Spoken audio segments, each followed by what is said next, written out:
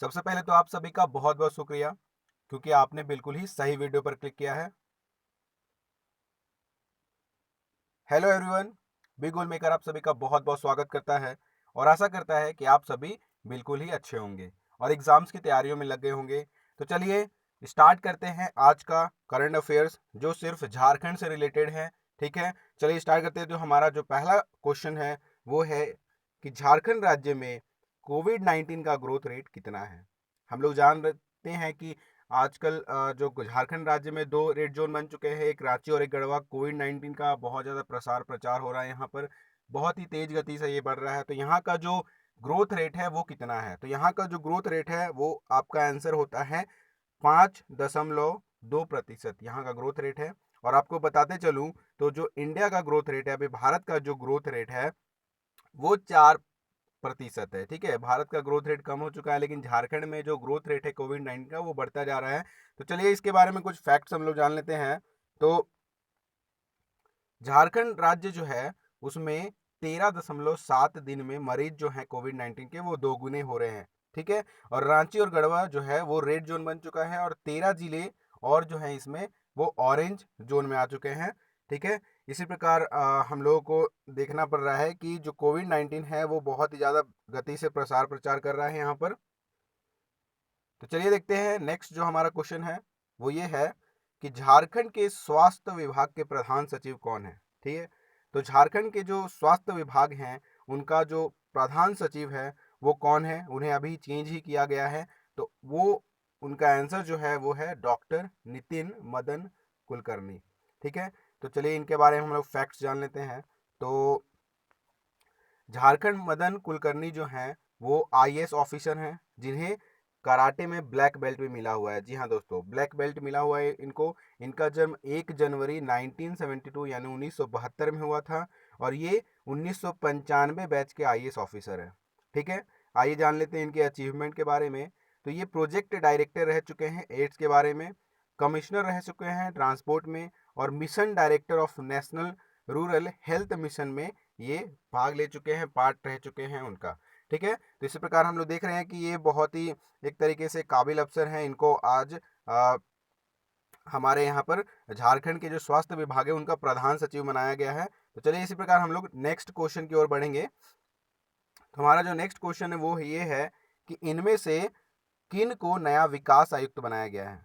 हम लोगों ने आज देखा कि बहुत सारे लोगों के जो कार्यभार थे वो चेंज किए गए हैं, तबादला किया गया है। तो इसी प्रकार जो विकास आयुक्त है वो किन को बनाया गया है।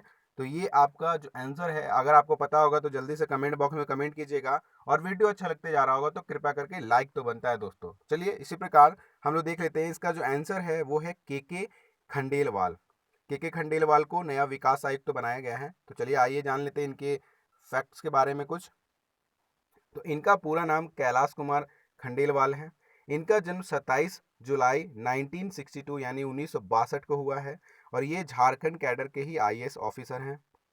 यह 2018 के एडमिशन चीफ सेक्रेटरी भी बने थे और ये आईआईटी अभ्यर्थी जो होते हैं यानी आईआईटी एस्पायरेंट्स होते हैं, आईआईटी में एग्जाम्स देने के लिए जाते हैं, एंट्रेंस एग्जाम, उन लोगों को फ्री कोचिंग भी देते हैं। ये सामाजिक कार्यों में जुड़े हुए रहते हैं, फ्री कोचिंग देना इनका काम है। और इन्होंने एक बार तो रिज़ाइन भी किया था फ्री कोचिंग देने के लिए। तो चलिए एक तरीके से बहुत ही अच्छा है। तो हम लोग नेक्स्ट क्वेश्चन की ओर बढ़ जाते हैं। तो हमारा जो नेक्स्ट क्वेश्चन है वो ये है कि झारखंड सरकार ने महिला किसानों को कितने रुपये आर्थिक मदद की घोषणा की है। जी हाँ, तो इसका जो आंसर है वो आपको क्या लगता है? अगर आपको पता होगा तो जल्दी से कमेंट बॉक्स में कमेंट कीजिएगा। ठीक है, नहीं तो मैं फिर आपको बता ही देता हूँ। तो इसका जो आंसर है वो ये है 5 से 8 हज़ार रुपये। ठीक है, 5 से 8 हज़ार रुपये झारखंड सरकार ने महिला किसानों को आर्थिक मदद के रूप में देने की पहल की है। बहुत ही अच्छी पहल है ये। तो चलिए देख लेते हैं इनके फैक्ट्स के बारे में क्या है। तो महिला किसानों को अपनी खेती व्यवस्था के लिए आर्थिक सहायता दी जाएगी। इसका लाभ केवल उन्हीं महिलाओं को मिलेगा जिनकी खेती या रकबा 3 बीघा या उससे अधिक है। ठीक है, 3 बीघा या उससे अधिक जिनके पास जमीन रहेगी, जो खेती से जुड़ी हुई महिलाएं हैं, उनको ही ये रकम दी जाएगी। ठीक है, और उनको स्वच्छ भारत अभियान से भी जोड़ा जाएगा। स्वच्छ भारत अभियान से भी जोड़ करके देखा जाएगा। इसके तहत उन्हें बहुत सारे और भी फायदे मिलेंगे। तो चलिए इसी प्रकार हम लोग अगले क्वेश्चन की ओर बढ़ेंगे जल्दी जल्दी, है ना, टाइम ज़्यादा नहीं लेना चाहता हूँ मैं आपका। और जल्दी से चलिए नेक्स्ट क्वेश्चन जो है कि सीआईडी ने झारखंड में किस बैंक से लोन संबंधी पेपर जब्त किए हैं। तो अभी एक मामला सामने आया है जिसमें ये जो मामला है वो घोटालों का मामला है, ठीक है, घोटाला किया गया है। तो इसी रूप में सीआईडी जो है उन्होंने एक बैंक से जो लोन संबंधी पेपर है उसको जब्त कर लिया है और सीआईडी अपने छानबीन में जुटी हुई है। तो इसी प्रकार इसका जो आंसर है वो है झारखंड स्टेट कोऑपरेटिव बैंक। ठीक है, तो आइए जान लेते हैं इस बैंक के खासियत के बारे में, या जो भी ये जो मामला है उसके बारे में जान लेते हैं। तो कुल 59 यानी कि 59 करोड़ का घोटाला हो चुका है। सीबीआई ने बैंक को नोटिस कर लोन की गड़बड़ी से संबंधित सारे कागज जब्त कर लिए हैं। जी हाँ, अच्छे से तैयारी हो रही है, अच्छे से सारे कागज जब्त कर लिए गए हैं। और सीआईडी ने बुधवार को पलामू के विशेष भू अर्जन उत्तरी कोयल परियोजना मेदिनीनगर से 12.7 करोड़ के गवर्नर गुमला में समेकित जनजाति विकास अधिकरण के 9.05 करोड़ के गबन के मामलों में जांच को टेक ओवर किया है। जी हाँ, उन्होंने 12.7 करोड़ और 9.5 करोड़ के जो घोटाले हुए हैं उनमें भी इन्होंने क्या करा है, टेक ओवर किया है, मामलों को जांच कर रही है। इसी प्रकार जो भी घोटाले हुए हैं जल्द ही सामने आ जाएंगे। तो चलिए हम लोग नेक्स्ट क्वेश्चन की ओर बढ़ते हैं। अगला क्वेश्चन जो हमारा है वो ये है कि किस संगठन ने हाल ही में मांग दिवस मनाया है। जी हाँ, मांग दिवस। मांग दिवस तो सुनने में बहुत ही अजीब सा लगता है, लेकिन ये एक संगठन के द्वारा बनाया गया है। तो अगर आपको आंसर मौजूद हो, अगर आप कुछ कमेंट करना चाहते हो इसके बारे में तो जरूर कमेंट करें। चलिए इसी प्रकार देख लेते हैं, इसका जो आंसर है वो ये है निर्माण मजदूर यूनियन। ठीक है, और दूसरा जो ऑप्शन है वो है एक्टू, यानी कि इसका जो टोटल आंसर हो जाएगा वो हो जाएगा एक और दो दोनों सही है। यानी कि निर्माण मजदूर यूनियन और एक्टू ने मिल करके, एक्टू भी एक संस्था है, इन दोनों मिल करके मांग दिवस मनाया है। तो चलिए जान लेते हैं फैक्ट्स के बारे में, क्यों मांग दिवस मनाया गया है। तो लॉकडाउन का जो बोझ था मजदूरों पर डालने के लिए श्रम कानूनों को निलंबित करने और झारखंड के प्रवासी मजदूरों की घर वापसी के लिए कम ट्रेनें देकर भेदभाव करने के लाभ के लिए, ठीक है, उसके लिए निर्माण मजदूर यूनियन और एक्टू ने मिल करके मांग दिवस बनाया है। कि मांग किया है कि उन लोगों को अच्छे से ट्रेन मुहैया कराया जाए, जो भी खर्चे हुए भरपाई की जाए। इस तरीके से मांग दिवस मनाया गया है और विरोध प्रदर्शन भी किया गया है। तो चलिए आइए हम लोग नेक्स्ट क्वेश्चन की ओर बढ़ेंगे। तो हमारा जो अगला क्वेश्चन है वो ये है कि झारखंड में मनरेगा के तहत 3.16 लाख मजदूरों की संख्या को कितना बढ़ाने का निर्णय लिया गया है। जी हाँ, जो मनरेगा के जो अभी हाल ही में जो मजदूर हैं जो काम कर रहे हैं वो 3,16,000 हैं। तो उनको बढ़ाने का निर्णय लिया गया। काफ़ी अच्छा निर्णय लिया जा रहा है, ये लोगों को बहुत ही फायदा हो सकता है। तो इसका जो आंसर है वो ये है 5 लाख। ठीक है, 5 लाख मजदूरों का पूरा कोटा तैयार करने का निर्णय लिया गया है कि 5 लाख मजदूर होंगे मनरेगा के तहत काम करने वालों में। चलिए जान लेते हैं इनका जो फैक्ट है वो क्या है। कि पहले तो जान लेते हैं मनरेगा क्या होता है।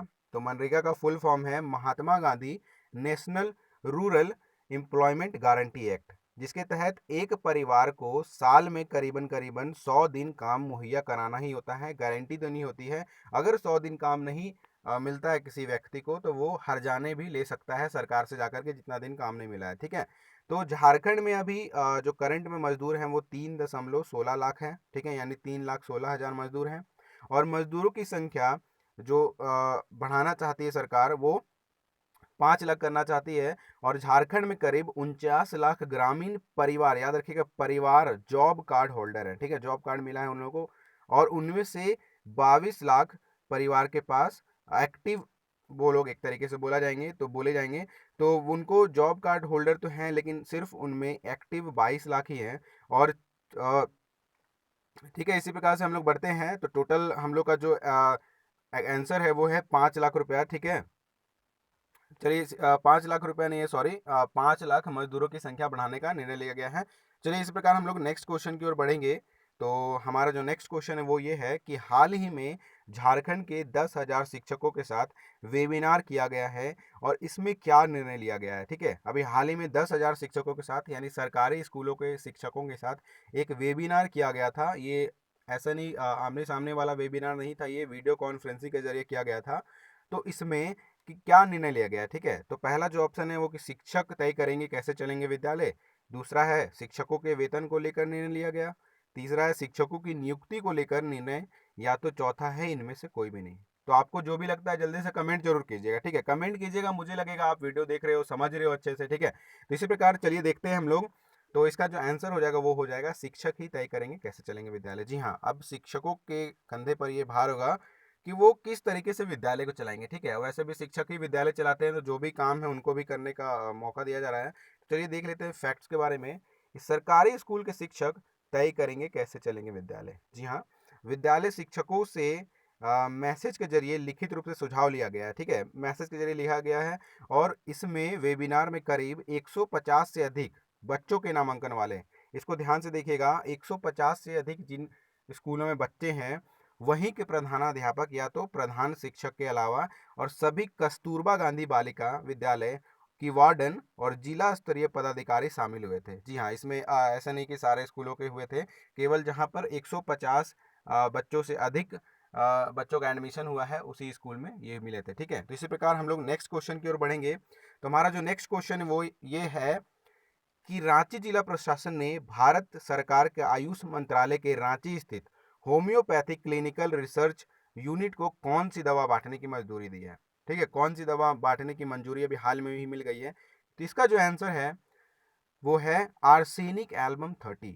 जी हाँ, आर्सेनिक एल्बम 30 एक होम्योपैथिक दवा है। तो चलिए इनके बारे में थोड़ा हम और जान लेते हैं कि क्या इस दवा है, किस लिए इसको सरकार ने अनुमति दे दी है। तो चलिए देख लेते हैं। तो आर्सेनिक एल्बम 30 होम्योपैथी दवा है। और कोरोना वायरस जो है, अब आप सोच रहे होंगे कि ये कोरोना वायरस पर कैसे इम्पैक्ट डाल सकता है। तो चलिए देखते हैं। तो कोरोना वायरस जो है वो एक फ्लू जैसा ही बीमारी है, खांसी, सर्दी, बदन दर्द, सर दर्द, बुखार, ये सब फ्लू जैसा ही बीमारी है ये, ठीक है। यह दवा इसमें उपयोगी है, ठीक है, क्योंकि ये जो आर्सेनिक 30 है वो इसी के लिए बनाया जाता है, होम्योपैथी दवा है। और जब भी कभी महामारी फैलती है तो होम्योपैथी में जीनस एपिडेमिकस निकाली जाती है। जी हाँ, एक जीनस एपिडेमिकस निकाली जाती है। और इस तरह की और भी दवाइयाँ हैं, आर्सेनिक एल्बम 30 की तरह की और भी दवाइयाँ हैं, जिनका पहला जो नाम है वो है इन्फ्लुएंजियम 200, ठीक है, जेल्सियम 330, उसके बाद यूप्टोरियम 200, ठीक है। ये सारी जो दवाइयाँ हैं वो आर्सेनिक 30 की तरह ही हैं, आर्सेनिक एल्बम 30 की तरह ही हैं, और इनका भी यूज किया जा रहा है। लेकिन जो झारखंड सरकार ने है उन्हें आर्सेनिक एल्बम 30 होम्योपैथिक दवा की जो आवंटन प्रक्रिया उसकी अनुमति दे दी है। तो चलिए इसी प्रकार बहुत ही अच्छी न्यूज़ थी ये। तो इसी प्रकार हम लोग नेक्स्ट क्वेश्चन की ओर बढ़ेंगे। हमारा जो नेक्स्ट क्वेश्चन वो ये है कि HEC ने केंद्र सरकार से कितने करोड़ के पैकेज की मांग की है। जी हाँ, HEC जो है रांची में जो मौजूद है उसने सरकार से कितने करोड़ की मांग की है, पैकेज की मांग की है। तो इसका सही आंसर है 150 करोड़। जी हाँ, 150 करोड़ रुपए की मांग की गई है HEC के द्वारा केंद्र सरकार से, सेंट्रल गवर्नमेंट से। तो आइए जान लेते हैं इनके फैक्ट्स के बारे में। आई होप आपको थोड़ा बोर नहीं लग रहा होगा, लेकिन ये सब जानना आपके लिए ज़रूरी है। तो अगर आपको एग्ज़ाम क्रैक करना है सर, ठीक है भाइयों बहनों, आपको एग्ज़ाम अगर क्रैक करना है तो आपको तो पूरा एकदम मेहनत तो करना ही पड़ेगा, ठीक है। चलिए, तो मैं आपके लिए बहुत सारी मेहनत किया है मैंने। तो इसी प्रकार आप देखते रहिए और बस देखते रहिए और समझते रहिए। चलिए इसके फैक्ट्स के बारे में जान लेते हैं कि HEC क्या है, ठीक है। तो HEC का पहले तो फुल फॉर्म हम लोग जान लीजिए। HEC का फुल फॉर्म होता है हैवी इंजीनियरिंग कॉरपोरेशन लिमिटेड, ठीक है, जिनका स्थापना जो था वो 1958 यानी कि 1958 में हुआ था। और ये भारत का सबसे बड़ा एकीकृत इंजीनियरिंग परिसर है, ठीक है, एकीकृत इंजीनियरिंग परिसर है।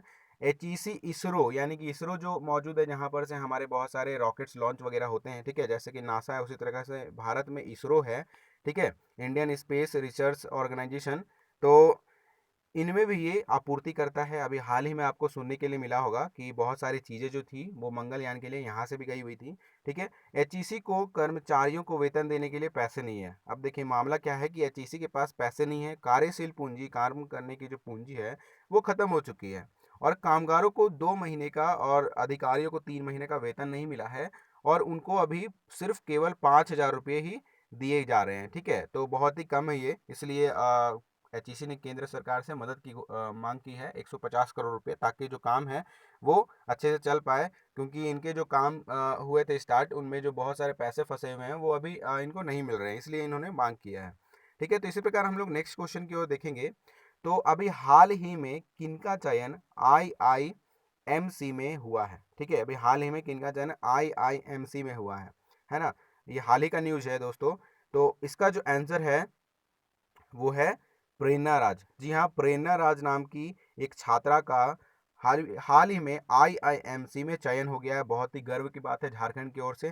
ठीक है, ये चलिए देखते हैं इनके बारे में, फैक्ट्स के बारे में जान लेते हैं।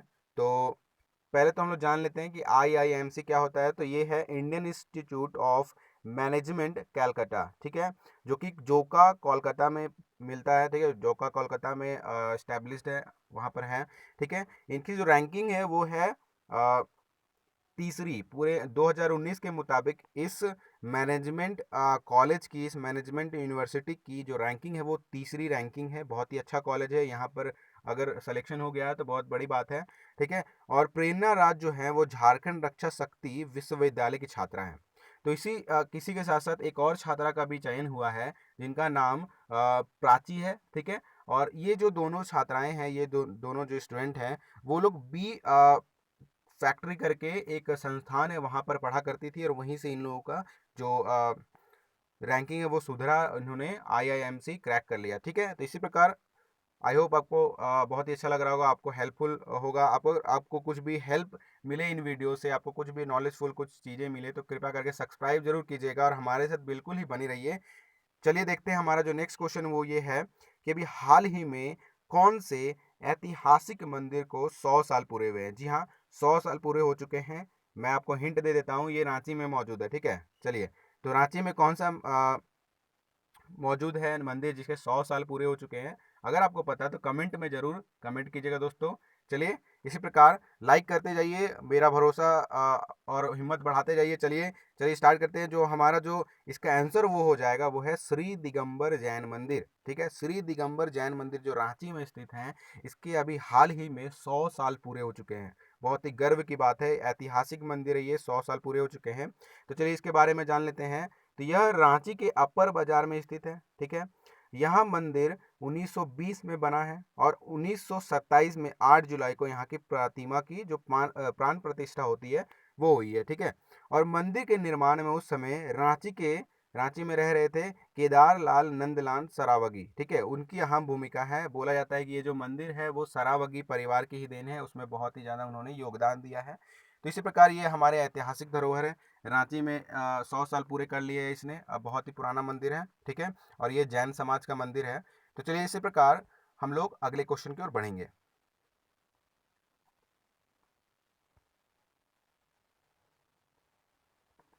तो हमारा जो अगला क्वेश्चन है वो केवल आपके लिए है। आपके लिए क्वेश्चन है, आप अगर इसका आंसर जानते हो तो कमेंट बॉक्स में ज़रूर कीजिएगा और बताइएगा, नहीं तो मैं फिर कल आपसे मिलूंगा तो उनमें आपको ये आंसर बता दूंगा। तो हमारा जो क्वेश्चन है वो आपके लिए ये है कि प्रधानमंत्री मत्स्य संपदा योजना क्या है। ठीक है, प्रधानमंत्री मत्स्य संपदा योजना क्या है? आप इसको एक्सपेंडेड रूप में कमेंट कीजिए, क्योंकि अगर आप लिख लेते हैं कोई भी चीज़ तो आपको याद हो जाती है। इस बात को ध्यान में रखिएगा। और अगर आपको वीडियो अच्छा लगा हो, थोड़ा भी हेल्पफुल लगा हो, तो कृपया करके सब्सक्राइब जरूर कीजिएगा, लाइक जरूर कीजिएगा। ठीक है, मिलते हैं नेक्स्ट वीडियो में, तब तक के लिए अपना बहुत ख्याल रखिएगा।